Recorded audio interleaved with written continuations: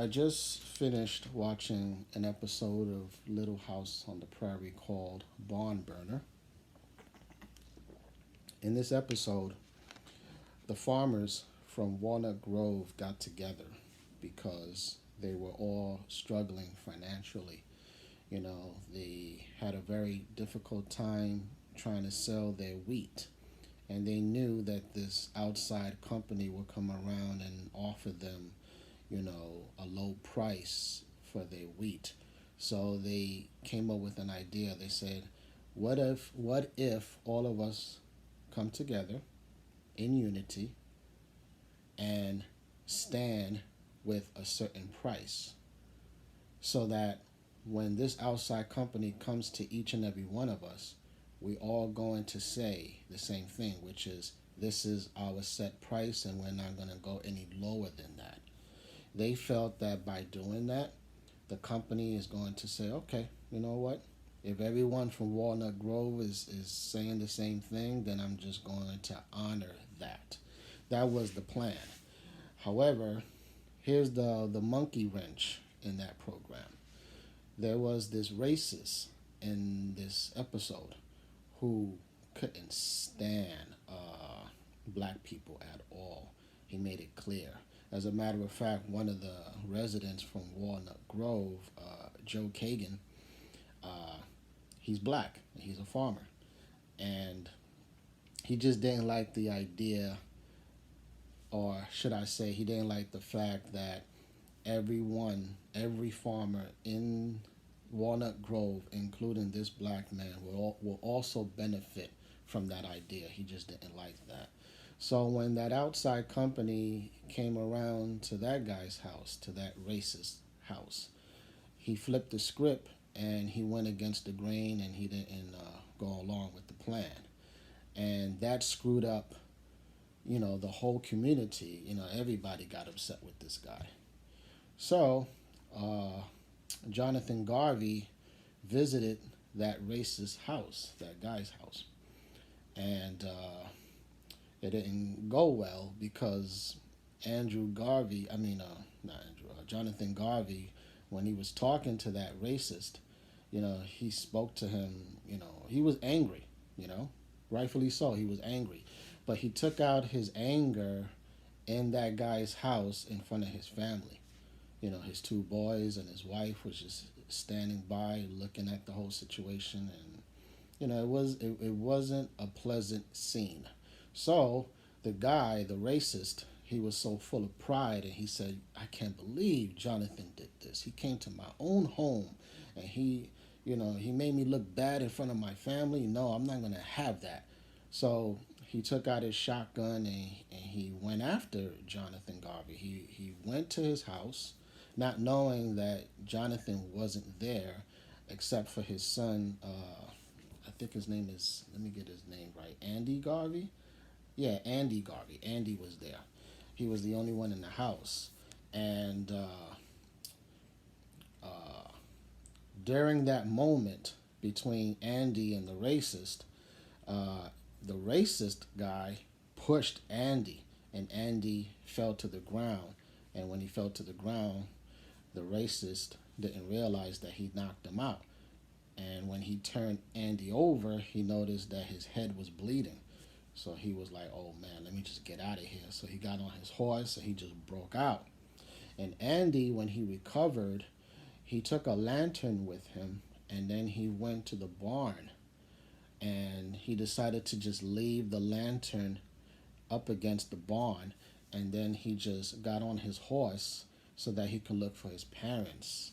And when he found his parents, he told his parents what went down. He told them that this racist guy came looking for you, Dad. And when they went back home, they noticed that the barn was on fire. So they all assumed, including Andy, that it was the racist who set that barn on fire. So the next day, Andy went back to the barn and he noticed that lantern on the ground within the ashes. And then he started to think. He said, man, you know what? Maybe he didn't do it. Maybe it was by accident. Maybe, because it was very windy that night. He was, he was having flashbacks about that. So let me just fast forward the story a little bit. Uh, Eventually, the town got together. They heard about what went down at Jonathan's house. So they all united and went after the racist. They went right to his home with rifles, and they performed a citizen's arrest, and they put that racist into the local ice box. It's an ice room in Walnut Grove, and they kept him there until the judge from some other town came into Walnut Grove. Keep in mind, Walnut Grove is a small town, so there's basically a church and a couple of other things in that town. Like they had the mill and they had Olson's Mercantile, but that's it. They didn't really have a police department or a fire department, or they had a bank once, but the banker, to make a long story short, came and left because he wasn't really, benefiting from staying there. So that's how, Walnut Grove is. So this outside judge came, and he told the reverend, he said, listen, we need to build a jury, and we need to do it as soon as possible because I have other things on my plate. So he was like rushing things. He just wanted to, handle this and move forward. So Reverend Alden said, Charles Ingalls, I believe that he'd be the right guy to put together the jury box. And when Charles agreed to that, he was picking different people from the community. And when he decided to pick Joe Kagan, the only black farmer in Walnut Grove, the racist, he got very upset. He started using the N word. He said, "I ain't gonna let that N. I don't want that N to be in the jury and this and that." And the judge said, "Listen, according to the Constitution, he has the right to sit in the jury box." So that right there, the judge just shut him down. So anyway, let me just fast forward the story a little bit because I see that it's over 7 minutes. Uh, Here's the very interesting part about this episode. The majority of the jury believed that he set that barn on fire. The only person that did not believe that was Joe Kagan, the black guy. And Joe Kagan stood up because, see, the judge was wondering. He said, who among you from the jury, which one of you said that you don't believe that this man set that barn on fire? So Joe Kagan got up and he said, I'm the one. And the judge was surprised. He said, really? Seriously? You truly believe that? And then he said, throughout my career as a judge, I never experienced a Negro. This is what he said. That's how they used to, call black people back then.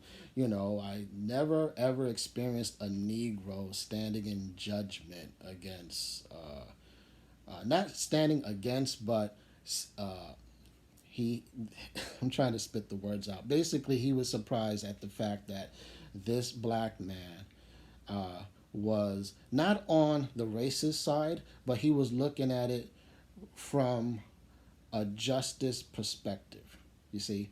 And I'm trying to get my words together, forgive me. Basically, he was saying in his speech, he said, listen, before I leave this jury box, because remember, let me just rewind the clock a little bit. The judge said, you know what? Knowing that the majority of the jury box believes that this man did it, but you didn't, I need you to dismiss yourself from the jury box so that I can select someone else. And he said, not until I have my say. And that scene right there was so powerful because he was reminiscing about his people, black people, those in his community who he witnessed being hung, being lynched, And he was saying in his speech that he knows how it is when justice is not around. And that's a very powerful statement. He in other words, he was saying that the reason why he didn't believe that that racist didn't set that barn on fire is because he felt that, hey, listen, no one came out and said I saw it. Until then, I'm going to hold my position because I know how it is when my people were being lynched and nobody saw it, when justice was not around to see that. You see?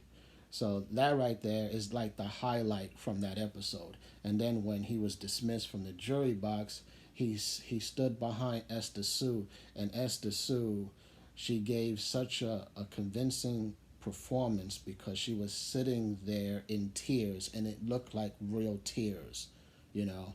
And I felt that because I believe that that actress felt that scene as well. So those tears were like convincing. You know, she was probably thinking about the awful realities from years ago back in the 1800s. Excuse me. So anyway, to make a long story short, they chose someone else from the community, and then Andy came out of nowhere and said, "Listen, Judge, wait a minute. Listen, I have to confess." And as soon as he said that, the judge said, "What?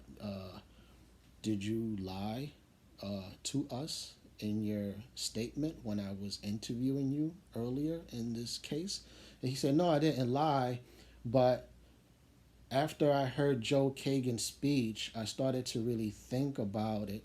And then I said to myself, maybe he did not set the barn on fire because that evening, after that racist left my home, I went to the barn with a lantern and I left it on the side of the barn, and then I left the scene. And it was very windy that evening. So I think that maybe the wind knocked the lantern over, which caused the fire."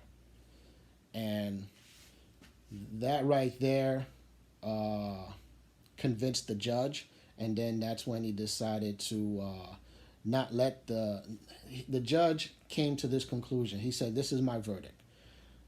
I'm not gonna let them hang you. I'm not gonna throw you into prison, but you will have to work for the things that Jonathan Garvey lost in that barn."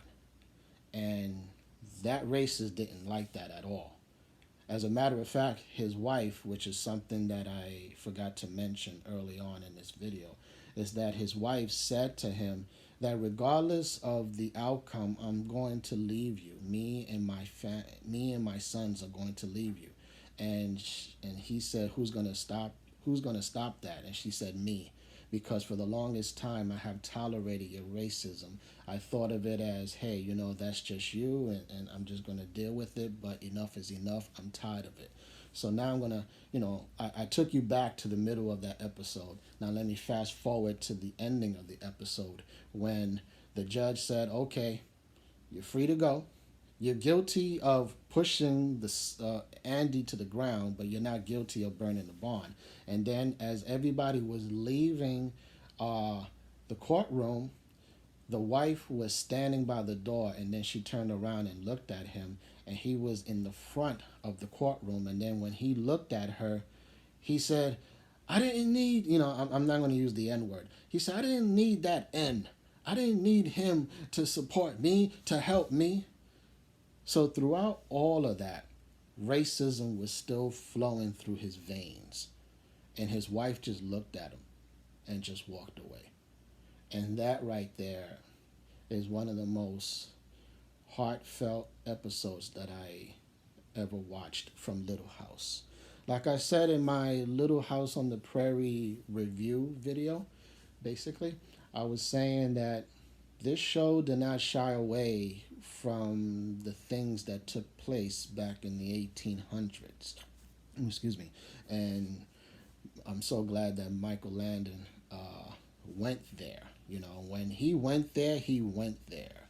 And the script was awesome. And The acting was awesome. Even the guy who was playing the racist, I don't know his name. I don't know the name of the character or the actor, but it was overall a great episode. And if you haven't seen it, you should check it out. And yeah, I love Little House. Yeah, check it out, guys. Check out that episode and just check out the rest of Little House. If you're a believer like me, you're gonna eat it all up. This is the Preacher Man signing out.